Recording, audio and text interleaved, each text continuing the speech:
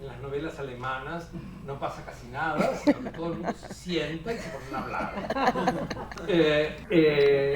Y hablan maravillosamente. Y sin embargo, no sé, una vez Quine decía, le decían, bueno, en realidad Quine, este gran filósofo de la ciencia norteamericano, decía, bueno, para mí la cultura es una continuidad. Toda la cultura entera es una gran continuidad. Y entonces, ¿por qué hacemos la diferencia? Y decía, bueno, es que los libreros tienen que poner los libros en algún lugar. Entonces ponemos a Thomas Mann entre los literatos, a Nietzsche entre los filósofos, pero quizá no importa demasiado donde estén colocados unos y otros, sino que importa cómo podemos pensar o gozar a partir de ellos. Nos está acabando el tiempo, desgraciadamente, pero tomando esto de lo de la diferencia entre filosofía y literatura, tú has sido un crítico de muchos de los malos hábitos de la filosofía en nuestros países. Y te querría preguntar ya al final, o sea, para que a ver si podemos tener un espacio para el público. Quisiera preguntar, ¿cuál crees tú que es el papel de la filosofía hoy en día? Y sobre todo en un país como México, ¿no? En los países latinoamericanos. Se habla mucho de que la filosofía tiene que salir del encierro casi monacal que se ha autoimpuesto dentro de las universidades y los centros de investigación, que tendría que tener más puertas abiertas con el resto de la cultura. Te hago esta pregunta porque estamos aquí en una feria del libro, no estamos en una universidad, ¿no? Normalmente casi siempre tú y yo estamos dentro de la universidad, ahora estamos en otro espacio muy diferente, con un público distinto. ¿Qué piensas tú de eso? Bueno, es una pregunta importante, pero para decirlo de una manera cruda, pienso que el problema de que la filosofía no circule en la cultura tal vez no sea un problema de los filósofos ni de la filosofía, sino que sea un problema, como siempre, en general, de la cultura y de todos nosotros. Que me parece también que frente a esa pregunta que tú haces, que es muy interesante, hay dos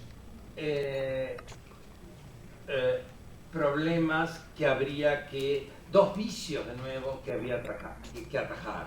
Uno es ese vicio que es muy común de la filosofía, de que se nos vuelva una escolástica y que sea una cosa que al final no importe a nadie y que discutamos solo en los seminarios de los miércoles del Instituto de Investigaciones Filosóficas y que sea una especie de que Rawls dijo A, que Nietzsche dijo B, que Descartes dijo C y que a nadie le importa nada.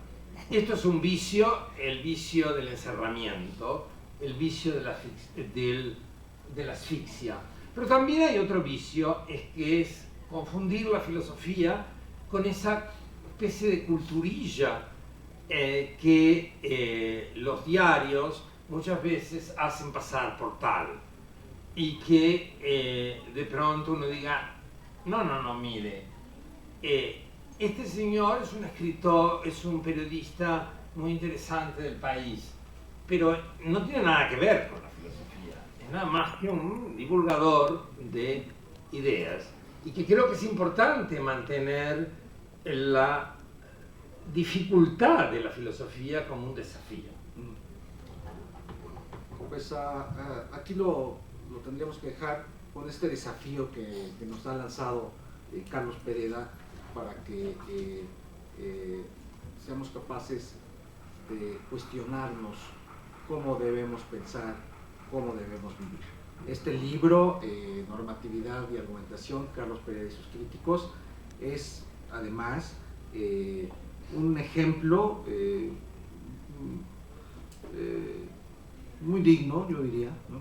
Iba a decir modesto, pero no es modesto, es muy digno y de mucho valor de la filosofía que se hace en nuestros países, de la filosofía que se hace en México, que se hace en América Latina, y en verdad, pues, si les ha interesado en estos temas, si quieren conocer más sobre la obra de Carlos Pereira, pues les recomiendo que lo compren. No sé si hay por ahí algún comentario antes de acabar.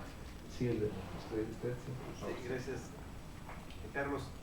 Yo más bien quisiera que me ayudaras a clarificar una especie de percepción que estoy construyendo en el trayecto de la intervención. Como que percibí esa contradicción y quisiera que me ayudas a clarificarla, te digo, porque por un lado pareciera que se ve el lado de la oscuridad del pensamiento, en la lógica racional, un tanto aristotélica, a partir de la falacia argumentativa, que es partir de la falacia del pensamiento, según Aristóteles. Entonces, por ese lado el sustento que manejas, pero por otro lado hay otra luz esperanzadora, ¿no? En uno de los capítulos, cuando dices, es necesaria la confianza en la otredad. Ok, ¿cómo conciliamos esta parte para que no resulte una contradicción? Yo diría que no hay que conciliarlo, que hay que vivir con esa contradicción. El ser humano es contradictorio por naturaleza. Que siempre vamos a vivir en el conflicto entre autonomía y confianza.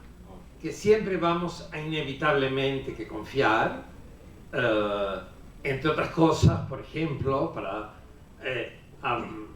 evocar a un filósofo, uno de los filósofos mayores del siglo XX, Wittgenstein, tenemos que inevitablemente confiar en el sentido de las palabras, porque si no, ni siquiera nos entenderíamos para ver cuándo discrepamos.